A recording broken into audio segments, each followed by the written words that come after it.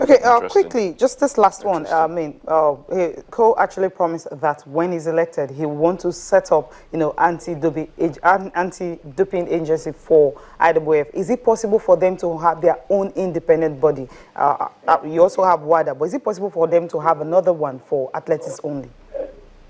I think with the problems that is being reported as far as the sport is concerned, it's like you have to take it on. It's a war now that he's about to fight. And before he gets to WADA level, the sport needs to be, I think we need to be able to clean up right from the IAAF level. WADA may have its limitations because WADA goes across, not just for athletics, across all the different sports. We're now talking about a program of anti-doping specifically for athletics with its own budget to be able to say we have a problem and we need to be able to find a way to cure that problem as a governing body. Okay, thank you very much, Rosemary, for talking to us this morning. No problem. Okay. So, all right. Says it all. Says it all. Definitely. Says it all. I don't think we have to add anything more to all of that. We're just going to be watching as events unfold, in the sport of athletics with Lo Sebastian Coe now at the helm of the IAAF. All right, let's move on. Let's look at the UEFA Champions League. That's the playoffs. Let's talk about that. I saw the game, Manchester United taking on Club Brugge at Old Trafford. For me, it was all about one man, Memphis Depay, or that guy. Fantastic performance. Fantastic performance. Michael Carrick set the ball rolling, scoring an own goal, but they really didn't look threatened for me. Manchester United, they did the job and won by 3-1 on the night. Yeah, it was a good one for Manchester United, but guys, my eyes were fixed on that game between Lazio and Bayer Leverkusen. We were looking at Onazi. Onazi actually started that game and then played so well. And I know while playing that game, he's also thinking, if not for the red card, I should be getting ready to join my country for the game against Tanzania. So I was actually excited that Onazi's team, Lazio, defeated Bayer Leverkusen by a single goal. So Bata Borisov. CSK Moscow. Ahmed Musa was also fantastic in that game, but they just couldn't get what they needed. So it was Doumbia who actually scored for them. And Sporting Lisbon, of course, playing at home, take advantage of that, and they had to win that one. For Manchester United, I'm actually worried about Wayne Rooney. When you're having a captain, you're not having a fantastic start to the season. No, he'll come out good.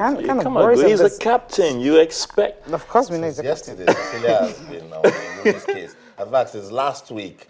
What's wrong with you and Wayne Rooney? No, I just want him to score. I don't think Wayne Rooney is under any pressure. The season is just kicking off, so he'll come on good. He's still exceptional in that Manchester United team. So whoever is coming has Rooney's record to beat. So Rooney he's the leader. He's just chilling. Keep chilling. While Memphis keeps scoring. And of course, Januzaj was the highest. He's not a Messi.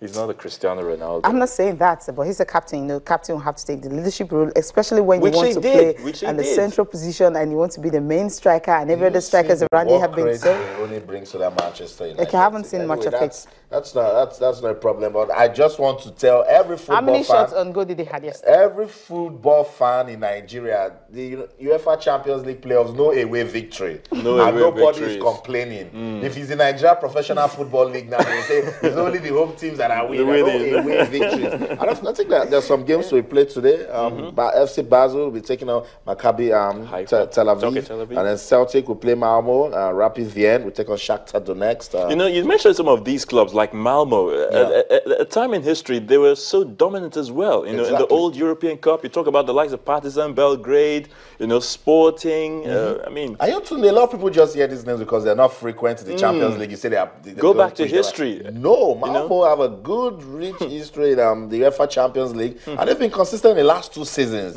And again, it's the UEFA Champions League, so anything playing there is good enough because they've qualified by being champions. That's right. And there's also Skanderbu. We have to look at that club, and Dynamo Zagreb. Dynamo Zagreb also consistency, and then for them Valencia and Monaco. Yeah, Valencia. That's the game exactly. I was expecting to mention that one, and Malmo and all that. We're looking at current form and not what you have in the past. The good teams in the Champions League are the ones who start from the group stage. That's actually what I look forward to. That's when real football will start. I just hope and pray that Manchester United should be able to, you have an advantage if you have to start from the qualifiers. And of course get to win. All they need to do, just win by a lone goal, keep it up, see how they can not concede, and of course they should be high and dry and be able to get into the group stage, which is the big one, because once you get there, you know how much you get at first, more than 7 million euros. So that's first of all, they need all the money they can get because they've spent so much this season. So Louis van Gaal need to start justifying that amount of money they spent for this season. Now, before we go quickly, I mean, there's a big match today. Yeah, Eimba and Kano Pillars. I won't forget that. I mean, return for game, yeah. Eimba wins that, they retain their lead. Or regain the top spot of the league table. Yeah. But with Kano Pillars and a little bit of a battered image, they have a lot to prove. Exactly. And again, it's a big game. This is the time to start up and say, hey, we're defending champions, and we can actually, stun Eimba right there in Aba. It's going to be a cracker for me. I think so. It's really going to be a cracker. But, for Sunshine Stars, they'll be hoping that Kano Pillars do the job for them so that they stay on top, because something tells me if Eimba gets back to the top, they just might be very difficult to stop. I know. Let's just take some messages on Twitter and they will just react to them. Femi Basketball. Can you please take some from Facebook also? Okay, we'll just rush through this one. It says if only sponsors could support beach volleyball, they were the only Nigerian team sports at the Youth Olympics. Yes, which is a very good one. So that's an achievement we got, and then we came back, we went to sleep. Yeah, so we don't consolidate on the efforts. And then John Senator says, please let us show our love to our beloved country by showcasing our flag everywhere, expecting to see one flag on your desk. Okay. Okay. So maybe tomorrow you can see a flag on our desk.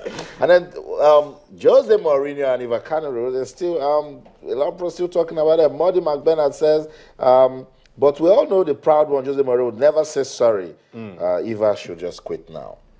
No, I don't think she will. I don't think she will quit. I don't think she should. It says it's just going to, the disciplinary measures, on Eva Canero is just for a while. It's not going to be forever. So particularly now that but why discipline a doctor who is actually trying to do her job? Well, okay, it's just a coach that says it's tactics, it's antics. Why are you rushing to go and touch our football? I mean, what he should have, I really didn't want to talk about this, but I think what Jose Mourinho should have done, it's from the very beginning, you tell your doctors, look, I will tell you when to go to the pitch. And that's it. So that's it. Because how can you be saying that your doctors are naive and they don't understand the game? Let's not go there. Let's not go there. Guys, we have to go. It's been so much fun right here. Let's do it again tomorrow. Join us. We'll be here at the same time on your award-winning station. Thank you so much for watching. I'm Ayotunde Balogun. Thank you for staying tuned. I'm Cecilia Omogbe.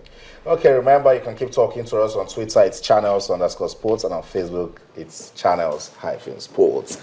I'm Austin Okunakpan in everything you do. Keep talking sports. Bye for now.